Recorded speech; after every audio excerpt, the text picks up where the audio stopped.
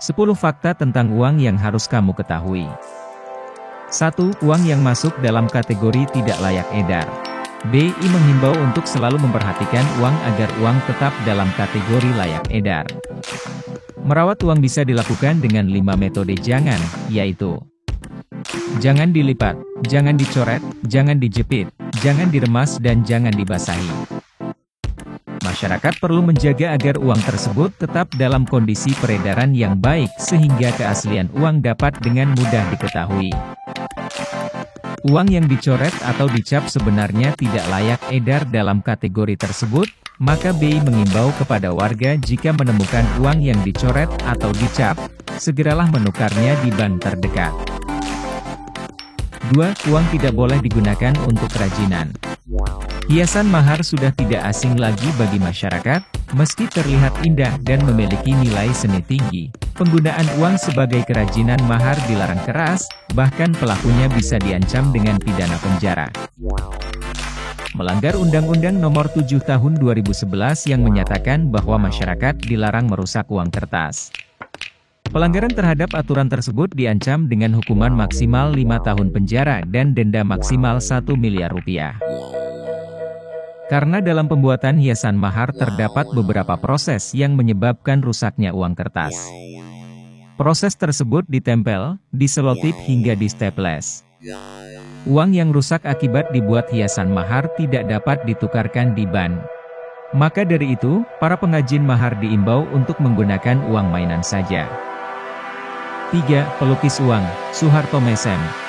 Saat ini sulit untuk menemukan gambar Soeharto Mesem pada uang kertas, bahkan gambar Soeharto Mesem hanya dicetak pada uang kertas Rp50.000 yang diterbitkan pada tahun 1995.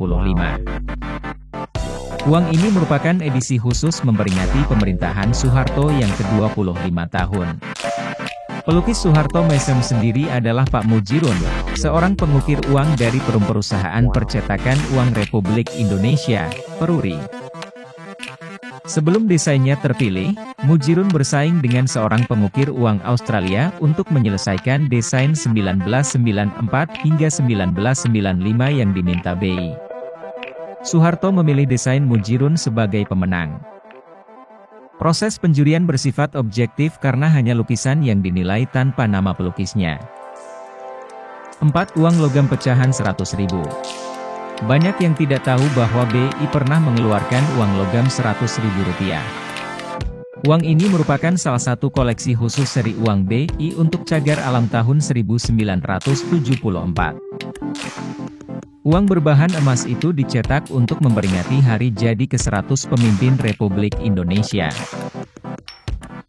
5. Tunanetra bisa mengenali uang.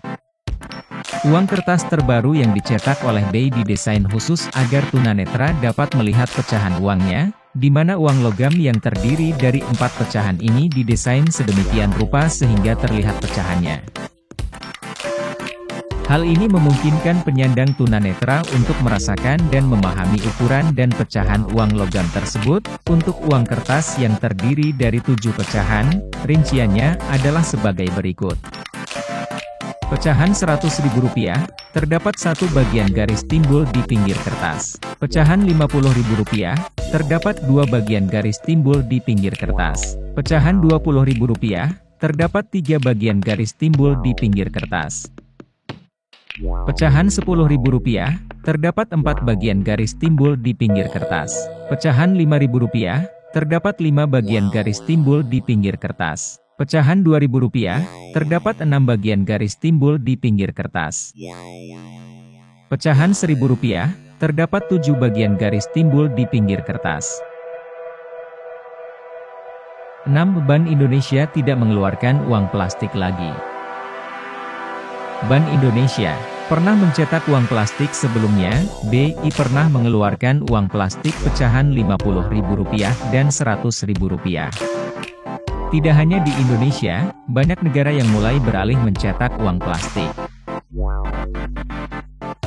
Namun sayangnya masyarakat Indonesia sepertinya belum siap dengan kehadiran uang plastik. Masyarakat Indonesia masih memiliki kebiasaan menstaples uang dan menyetrika uang kusut. Kedua kebiasaan tersebut dapat merusak uang plastik itu sendiri. Selain itu, bahan uang plastik sangat mudah didapatkan, sehingga uang plastik mudah sekali dipalsukan. 7. Uang yang belum dipotong dari Bank Indonesia. Bank Indonesia mengeluarkan uang yang belum dipotong. Uang yang belum dipotong tersebut dicetak menyambung dengan uang-uang yang lain. Uniknya lagi, uang yang belum dipotong tersebut juga merupakan alat pembayaran yang sah.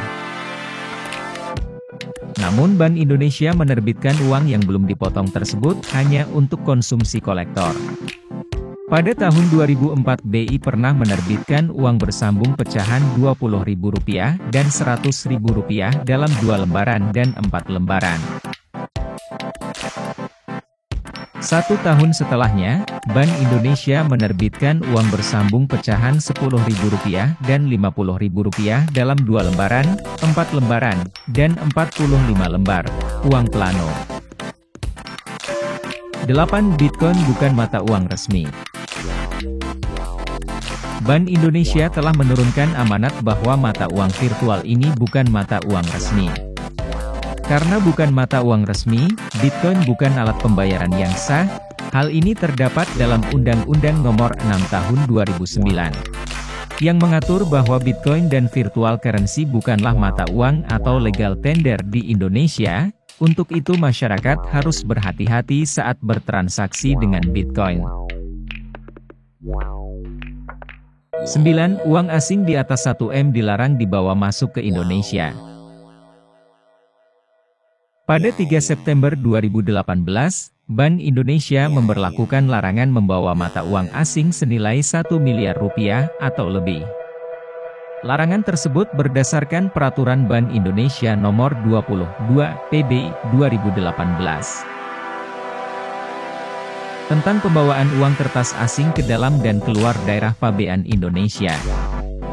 Orang atau lembaga yang melanggar ketentuan tersebut akan dikenakan sanksi berupa denda paling banyak Rp300 juta oleh Bank Indonesia, namun sanksi tersebut tidak berlaku untuk lembaga yang memiliki izin dari Bank Indonesia. 10. Uang kembalian tidak boleh diganti dengan permen.